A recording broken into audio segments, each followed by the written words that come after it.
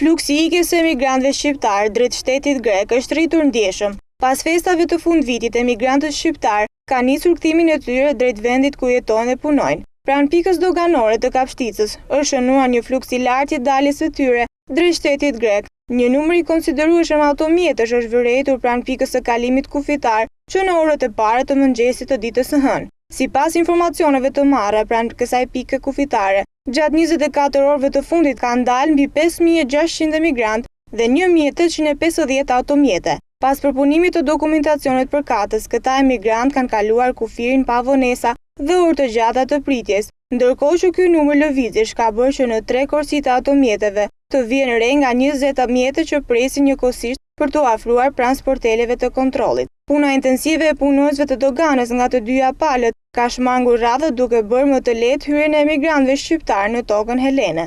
Nga pala shqiptare aktualisht punohet me 6 sportele, ndërsa nga ajo greke me 3 të tilla, duke qenë se me rastin e festave të fundvitit, në vend kanë hyrë mbi 70.000 emigrantë. Gjatë ditëve në vijim pritet një rritje e numrit të atyre të cilët shkojnë te shteti grek. Kjo ka sjellë bisedime dypalëshe të autoriteteve për të diskutuar rreth shmangjes së problematikës që mund të sjellë largimin e menjëhershëm të emigrantëve. Nga ana e tyre, autoritetet greke kanë dhënë garancinë e tyre për të rritur numrin e sporteleve në mënyrë që të shmangen radhët e gjata dhe orët e pritjes.